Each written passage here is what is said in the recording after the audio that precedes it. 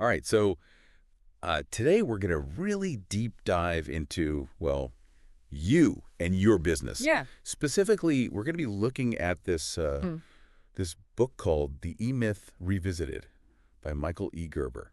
It's a classic. Oh, it's a classic for a reason, Yeah. right? It really gets to the heart of why so many Yeah. small businesses struggle. Mm-hmm. And a lot of you have been sharing with us, and you've been writing in saying you're feeling a bit overwhelmed, maybe a little burnt out. Yeah. I'm going to use this deep dive defendable. to kind of dig into that. Yeah. Um, I bet you're pouring your heart and soul into your amazing pies, right? Absolutely. Just like Sarah in the book. It's a common. But maybe, It's a common trap. yeah.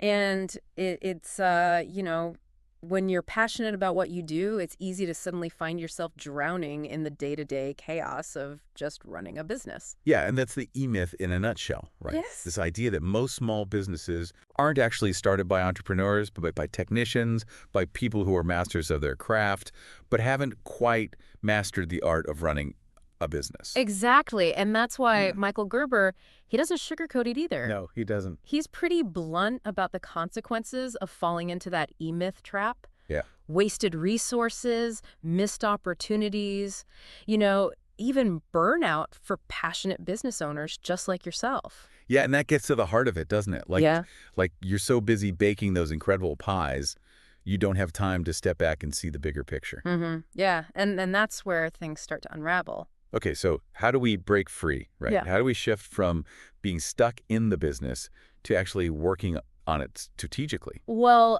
Gerber introduces this really interesting concept. Okay. And he says inside each business owner, there are actually 3 distinct personalities at play. Okay. The entrepreneur, the manager, and of course, the technician. Ooh, I love this. I love when things get a little psychological. Yeah, it's like, it's like those personality tests. Yeah.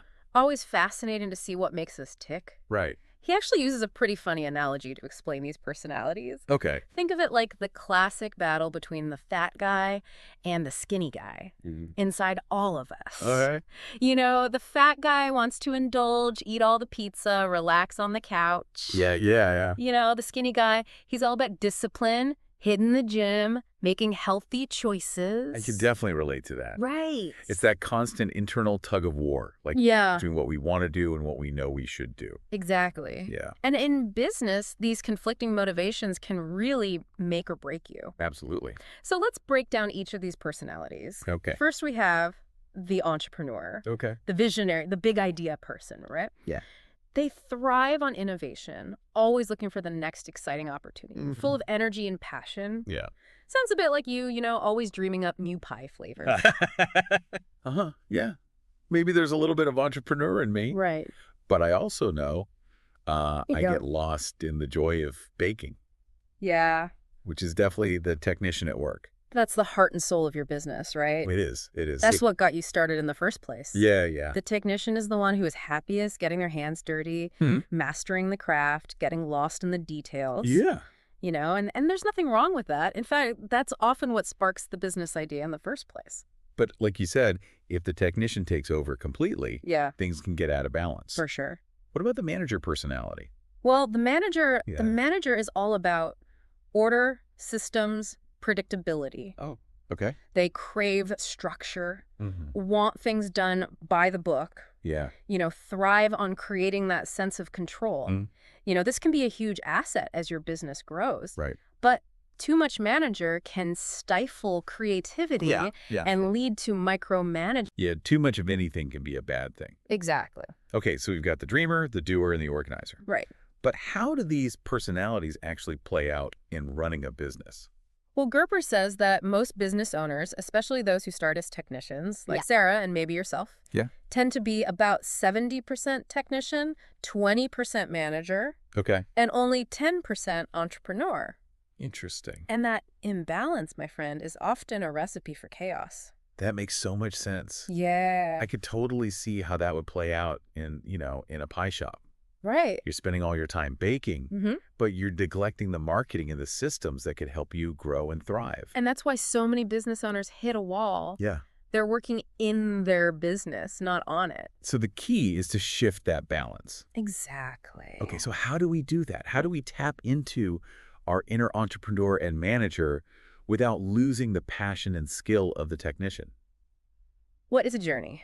Okay. Gerber breaks down the life of a business into 3 phases: infancy, adolescence, and maturity. Yeah. Think of it like, you're raising your pie shop from a tiny sprout to a thriving fruit-bearing tree. Okay, I love that analogy. Right. It feels way less intimidating than these abstract business phases. Yeah. So infancy, what's that like for a business owner? It's exhilarating. Okay. You're full of passion, Well, working long hours, wearing all the hats. Hmm. Everything depends on you. Yeah. Just like Sarah in her pie shop. Yeah. Baking, serving, managing it all herself. Yeah. It's all-consuming, Yeah. but also incredibly rewarding. Oh, the one-woman show, the hustle, the late nights fueled by caffeine and pure determination. Exactly. I remember those days. Yeah. But what are the potential pitfalls of staying in that infancy stage for too long? Well, the danger is that you become one with the business. Okay. You can't separate yourself. Yeah. It becomes almost impossible to take a vacation or Yeah. even step back to think strategically. Yeah. It's like you're constantly putting out fires. Yeah. And you never get a chance to build a fireproof business. Right. You know what I mean? Okay, so infancy is about survival and that intense all-in energy. Mm-hmm. Then comes adolescence. Adolescence is when things start to get a little messy. Okay. You're growing, you're hiring, maybe even delegating tasks, but you feel overwhelmed, like Yeah. you've lost control, Yeah. and it's tempting to want to go back to that simplicity of infancy. It's like those teenage years, right? A bit awkward, a bit rebellious. Yeah, yeah, And you're not quite sure who you are anymore. exactly. But it's a necessary stage. Absolutely. Adolescence is a sign that you're ready to evolve. Exactly. It's a signal to start working on the business, not just in it. And this is where things get really interesting. This is where the magic happens. Okay, well, we're going to have to pick it up next time because we're out of time right now. Okay. But next time, we'll explore how to achieve that sweet, sweet maturity stage where your business runs like a well-oiled pie-producing machine. We're going to get it all figured out. All right, we'll see you next time. Yeah, see you then. Okay, so we left off talking about adolescence, Right. and now we're on to maturity. This is where things get really exciting. Yeah. A business that thrives, it grows without needing you there every second. That's the dream, right? It sounds like a dream. To build a business that works for you, not the other way around. Exactly. And Gerber, he argues that the key to reaching this stage Yeah. is a fundamental shift in thinking. Ooh, okay. It's about moving from that how can I do everything mindset. Yeah. So how can I get my business to work without me? Wow. That's a powerful question. It is. And it changes the entire game. It's almost counterintuitive, though, right? It is. Like, as business owners, we're so used to being in the thick of it, Right. the indispensable heroes of our own stories. Yeah, but that's exactly what keeps us trapped in that cycle of overwhelm and burnout. Yeah. Gerber uses this fantastic story to illustrate this point. I love a good story. It's about a hotel owner Okay. who cracked the code of creating a truly exceptional customer experience. All right, tell me more. So imagine you're checking into this hotel, late at night, Okay. exhausted from a long day of travel. Been there. You walk into your room. Yeah. It's lovely, but you notice the fireplace is unlit. Okay. You think about calling down to the front desk for matches, but then you see it. Yeah. A box of matches. Okay, nice touch, but Sitting right there on the mantle. I'm not blown away yet. Then you notice a mint on your pillow, Okay. a carafe of water Right. with a glass next to it. Okay, they're definitely paying attention to the details, You're but starting to feel a bit more cared for, right? what really sealed the deal? The morning Okay. you wake up to the smell of freshly brewed coffee Ooh. coming from your bathroom. Okay. You open the door and there's a coffee pot already set up. Wow. A cup poured just for you with your preferred brand of coffee. They even have your newspaper waiting for you. That's impressive. Right. They've anticipated every need before I even knew I had it. And that's the power of systematizing those customer touch points. Okay. It's about thinking ahead, creating a seamless, delightful experience, Yeah, I know. even when you're not physically present. I'm starting to see how this relates to that mindset shift you were talking about. Yeah. It's not about doing everything yourself. It's about designing a system Exactly. that works beautifully even without you. That's it. But how do we actually build that kind of system for our own businesses? That's where Gerber's concept of the franchise prototype comes in. Ooh, okay. It's about building a business model Mm-hmm. that can be replicated and scaled even without you being directly involved in every step. So it's like taking my pie shop, Yeah. and turning it into a system that anyone could run, even if they weren't a master pie baker like me. Exactly. Think about McDonald's. Okay. They've systematized everything. They have. From how they make their burgers to how they greet their customers. Right. That's why they can open a McDonald's pretty much anywhere in the world. Yeah. And you'll get a Big Mac that tastes pretty much the same. Okay. I'm seeing the potential here. Right. But how do we actually build a franchise prototype for our own WN businesses? Where do we even begin? Gerber walks us through it step by step. Oh. Using the example of a fictional company called Widget Makers, Inc. All right. The first step is defining your strategic objective. Okay. This is like your North Star, your guiding light for everything you do in your business. So for my pie shop, that would be like my ultimate vision. Yeah. Like, what do I want to achieve with this business? Do I want to be the go-to pie shop in my city? Do I want to franchise it? Do I want to create a line of frozen pies? Exactly. It's about getting crystal clear on your goals, Okay. both personally and professionally. Widget Makers, Inc. broke down their strategic objective into 3 key components. Okay. Money, opportunity, and customer. Okay. Money first. Makes sense. Right. Got to keep the lights on. Got to keep the lights on. So they started with clear revenue targets. Okay. How much money did they want to make? How much did they need to make to achieve their personal and business goals? So I would need to figure out what my revenue goals are for my pie shop. Yeah. Maybe it's paying myself a certain salary, opening a second location, or even just being able to afford that vacation I've been dreaming of. Exactly. Yeah. Then there's opportunity. Okay. They dug deep into market research. Okay. Is there enough demand for my widgets? So is there enough demand for my pies in my area? Yeah. What are my competitors doing? Is this a sustainable business model? That's key. Yeah. You don't want to pour your heart and soul into a business that doesn't have a chance at succeeding. Right. And finally, the most crucial element, the customer. Oh. And this is where it gets really interesting. Okay, I'm ready. Widget Makers, Inc. went beyond basic demographics like age and income. They dove deep into psychographics. Ooh, psychographics. Understanding the motivations, the desires, even the unconscious biases Wow. of their ideal customer. So not just WHO, my customers are, Right. but WHY, they buy my pies. Exactly. It's about understanding those deep-seated desires, Okay. the emotional connection people have with your product or service.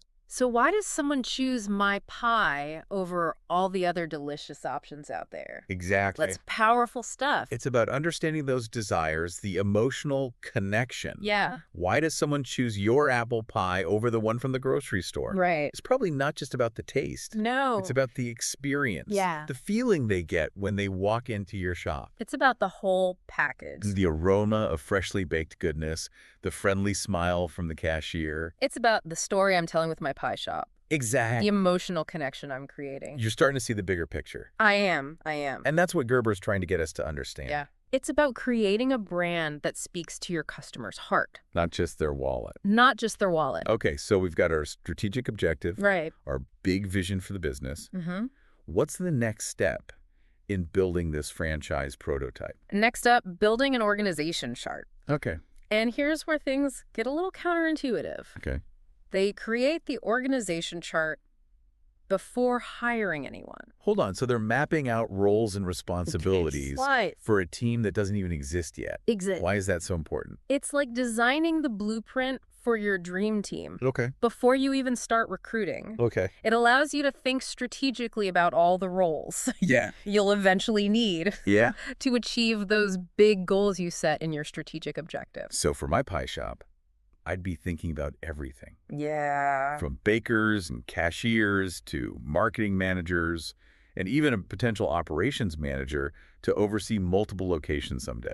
It's like creating a roadmap for growth. And it forces you to think about the systems and processes you'll need to put in place to support each of those roles. So it's not just about hiring people, it's about creating a structure Right. that empowers them to do their best work Exactly. and contribute to the overall success of the business. That's it.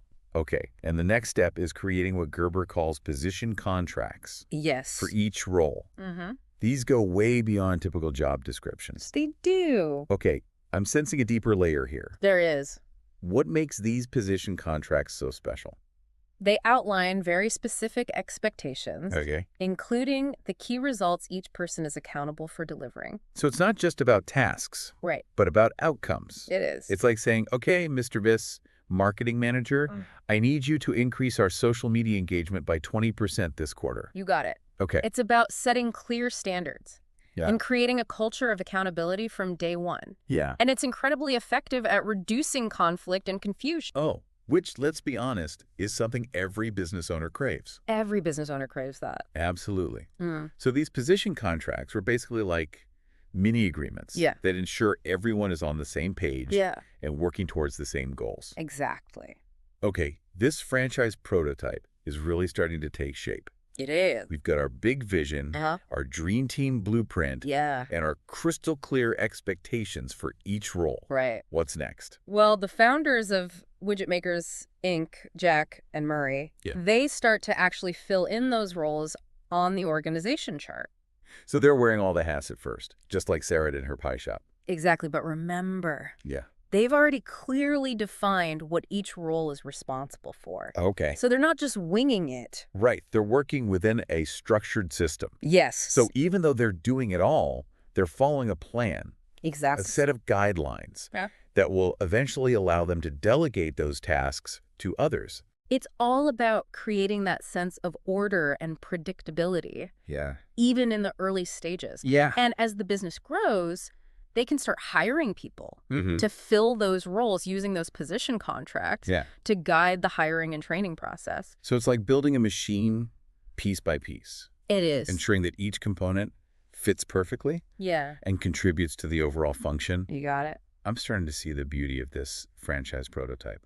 It's about creating a business that can run smoothly, Yeah. even without you constantly pulling the levers. It's about freedom, isn't it? It is. The freedom to focus on the bigger picture. Yes. The freedom to step away. Uh-huh. The freedom to actually enjoy the fruits of your labor. Exactly. And that's what separates a mature business Yep. from one that's stuck in perpetual adolescence. Okay, this is eye-opening. It's like I've been so focused on baking those pies Yeah. that I haven't taken the time to design the bakery of my dreams. The common trap. Yeah. Especially for those of us who start as technicians, Yeah. passionate about the craft itself, Right. but building a successful business requires more than just passion. It requires a system, and that's what the franchise prototype is all about. So we've covered a lot of ground here, We have. from the E-Myth to 3 personalities, and now this incredible franchise prototype. Right. It's given me so much to think about, Good. so many ideas to start implementing in my own business. That's what we like to hear. But we're not done yet. There's another crucial piece to this puzzle. What's that? Marketing. Marketing. And Gerber has a pretty unique perspective on it. He does. I'm ready to dive into the world of marketing. All right. First, I need another slice of pie. Okay, well, let's Fuel up for this marketing deep dive. Let's get fueled up, and then we'll come back and talk about marketing. All right, so marketing. Yeah. It's something I know I need to get better at, but I always feel a little lost. I know. When it comes to all the strategies and tactics, Yeah, it can be overwhelming. where do we even begin? Well, Gerber has a pretty radical view. Mhm. He says marketing is every aspect of the business, What? not just the ads and the promotions. Okay. It's the sign on your door, Mm-hmm. the way your employees answer the phone, Yeah. the overall feeling customers get when they walk into your pie shop. So it's not just about getting the word out there. Right. It's about crafting a consistent, compelling experience that resonates with my ideal customer. It's about creating a world Okay. that your customers want to be a part of, a world that speaks to their desires, their needs, even their unspoken anxieties. Okay, I'm intrigued. Tell me more about this holistic view of marketing. Gerber emphasizes the importance of understanding the psychology of your customer, Okay. particularly their unconscious motivations. Ooh. People don't always buy based on logic alone. Right, right. They're driven by emotions, perceptions, those deep-seated beliefs that shape their worldview. So it's about tapping into those subconscious drivers, Yeah. understanding what makes my customers tick on a deeper level. Exactly. It's about figuring out Yeah. not just what your customers say they want, but what they truly need, Okay. what they're seeking on a deeper level.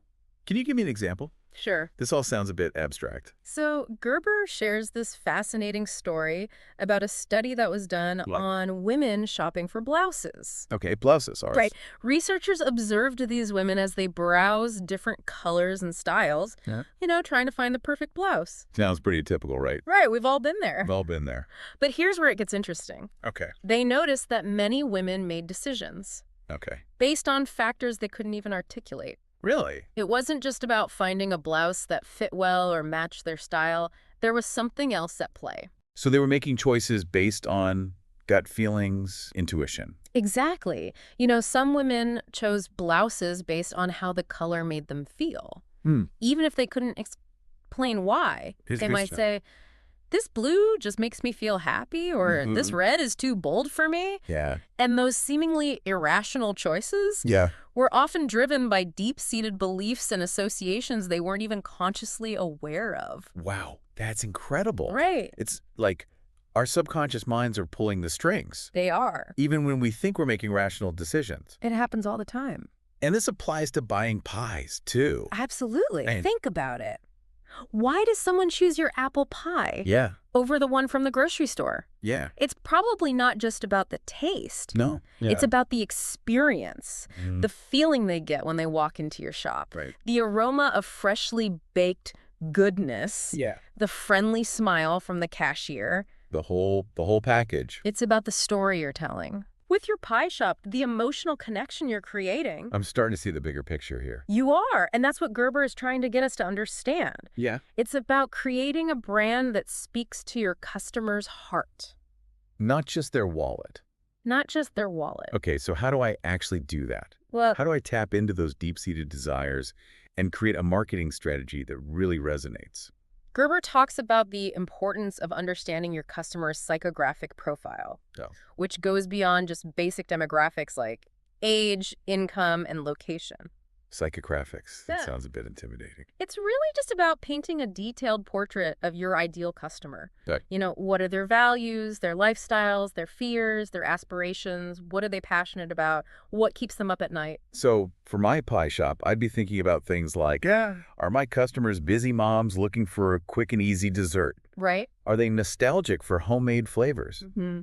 Are they health conscious, but still craving a treat? You got, yeah, And once you have that deep understanding, yeah. you can start to craft a marketing message that really speaks to them. Okay, so instead of just saying, come try our delicious pies, Yeah. I might say, treat yourself to a slice of homemade happiness. Right. Or share a moment of sweetness with your family. Exactly. It's about connecting with your customers on an emotional level, Yeah. making them feel seen and understood. This is so eye-opening. I feel like I've been approaching marketing all wrong. It's a common mistake. Yeah. We tend to focus on the features and benefits Yeah. of our products or services, but we forget that people buy based on feelings. Right, right. They really do. So what are some specific steps I can take to create a more emotionally resonant Sure. marketing strategy for my pie shop? Think about your brand story. Okay, What makes your pie shop unique? okay. What are your values? What's the experience you want your customers to have? Well, I use my grandmother's recipes, and I source local ingredients whenever possible. Okay, I like it. I want my pie shop to feel like a warm, welcoming place where people can gather and enjoy a slice of homemade goodness. That's beautiful. There you go. That's your story. Yeah. Now, how can you weave that story into your marketing materials? I could highlight my grandmother's recipes on my menu Yeah. and tell her story on my website. Mm-hmm. I could partner with local farms and showcase their ingredients in my pies. Beautiful. I could host events and workshops to bring people together I love it. around the love of pie. You're getting it. It's about creating an experience Yeah. that goes beyond just the transaction. This has been such an incredible deep dive. It had I feel like I have a whole new understanding of what it means to build a successful business. Mhm. It's not just about the product, it's about the people, the systems, and the story. And it's about you, your passion, your vision, your commitment to creating something truly special. The E-Myth Revisited has given me so much to think about, and I'm so excited to start putting these ideas into action. That's what we want to hear. Thank you so much You're welcome. for joining us on this deep dive into the E-Myth Revisited. It's been a pleasure. We hope you've gained some valuable insights that will help you on your entrepreneurial journey. Absolutely. Until next time, keep baking those delicious pies. Yeah. And remember, work on your business, not just in it. We'll see you next time.